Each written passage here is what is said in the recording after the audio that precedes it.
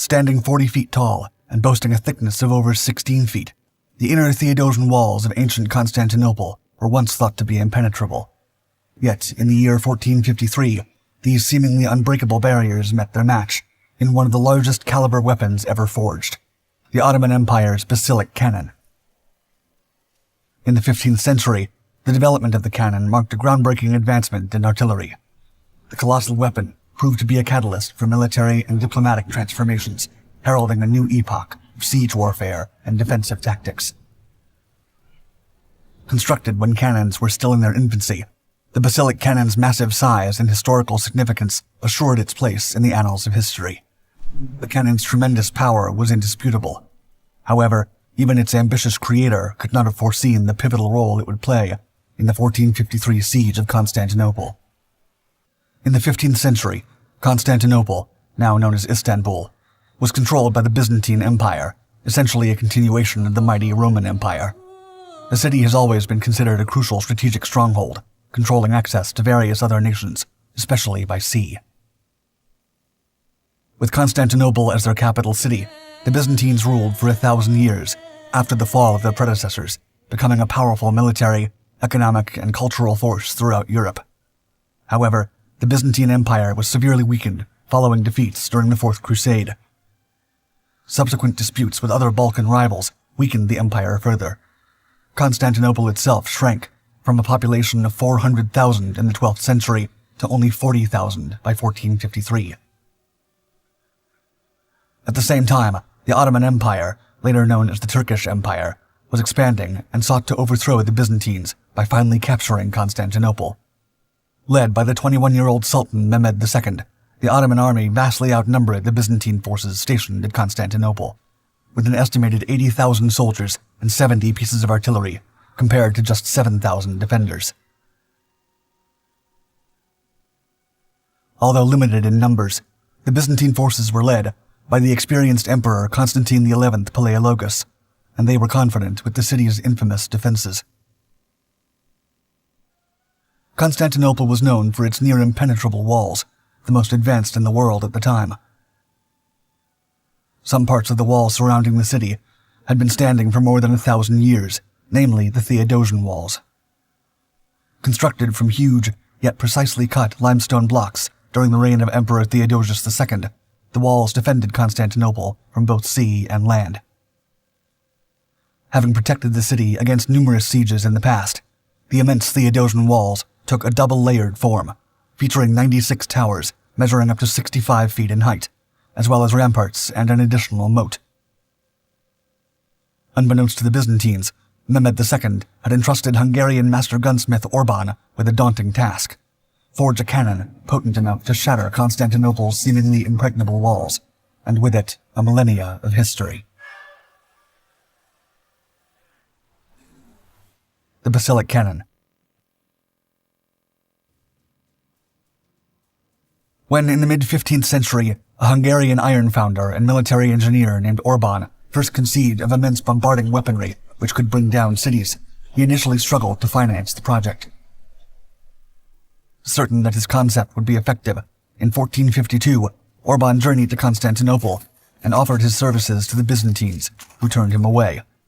Constantine XI, the Byzantine emperor, refused to pay Orban's high salary, and observed that the Byzantines simply did not possess the necessary materials to build such a monumental weapon. Orban then took his proposition to Mehmed II, Sultan of the Ottomans, knowing they were planning to launch a siege on the city he had just traveled from. Orban claimed that his weapon would be able to bring down, quote, the walls of Babylon itself, and the basilic cannon was commissioned. With ample funds and materials at his disposal, the gigantic cannon was crafted over a period of 3 months, alongside other smaller cannons that would provide support during the siege. One of history's most immense guns, its barrel measured 27 feet in length and 30 inches in diameter. It was even adorned with intricate decorative designs featuring the Ottoman crest. Consequently, the completed cannon weighed an estimated 16 to 20 tons. The munitions fired were enormous cannonballs made from either stone or iron, each weighing an incredible 1,500 pounds. Furthermore, The ballistic cannon could launch these projectiles as far as 1.5 miles, much further than other ballistic weapons at the time. The finished cannon was said to have been pulled to Constantinople by 60 oxen and 400 men for what would prove to be its defining moment. The Siege of Constantinople.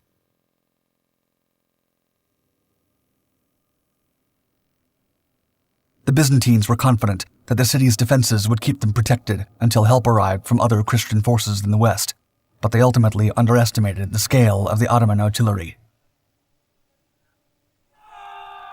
Sultan Mehmed and his forces launched a multi-pronged attack on Constantinople, aiming in part to bring down the Theodosian walls. For the first few days, he had his army claim the small castles and settlements that lay outside the walls. A fleet, estimated to have consisted of 110 ships, attacked from the sea, while cannons were deployed on land, within range but still a safe distance from the city. In early April 1453, the bombardment commenced, and on April 24, 1453, Orban's massive gun fired twice on the inner wall. The first shot struck the inner wall with enough force to cause it to tilt. The second shot finished the job, causing a large portion of the wall to collapse and opening up a gap 30 feet tall. The basilic cannon proved instrumental in the gradual destruction of the walls, along with the morale of the Byzantine defenders. It created openings in the city's defenses, which the Ottoman soldiers then exploited. As the siege dragged on, the psychological impact of the cannon's sheer size is considered to have played an important part in the battle, with Byzantine soldiers and civilians alike being intimidated by the immensity of the weapon, the havoc wreaked by its projectiles, and its deafening, thunderous roar. Because of the heat it generated when fired, the cannon barrel had to be soaked in warm oil between shots, preventing cold air from penetrating fissures in the metallic surface. Consequently, the cannon could be fired no more than 3 times each day, and it's believed to have become unusable after 6 weeks of fighting. During the 3-hour reloading window, the Byzantines would attempt to make what repairs they could on the Great Walls, but the damage inflicted was immense, and supported by the other Ottoman cannons, the bombardment was constant. In all, the siege raged for 53 days before, following one final onslaught, the Ottomans penetrated and claimed the city. During this final offensive, Emperor Constantine is said to have perished honorably alongside his men as they fought the invaders in the streets of Constantinople. Soon, the Ottoman flag flew above the city. In addition to the many Byzantines whose lives it claimed, the basilic cannon is likely to have killed numerous operators. It's even believed that Orban and an entire firing crew were killed when one of his cannons exploded during the siege. Aftermath and legacy. The fall of Constantinople was a pivotal moment in history, ultimately marking the end of the long-conquering Roman Empire. It's also considered by historians to denote the definitive end of the medieval period. Furthermore, the fall of the city led to a shift in siege warfare, being the first time that such advanced defense systems as the Theodosian walls had been razed to the ground by gunpowder. The legacy of the basilic cannon played another important part, influencing the perception of the Ottoman Empire held by European powers and demonstrating their technological prowess. This message reached rival nations, who were forced to reassess their defensive strategies altogether. Despite its role in the siege of Constantinople, the basilic cannon was not without its limitations. Its sheer size and weight made it extremely challenging and impractical to transport over long distances.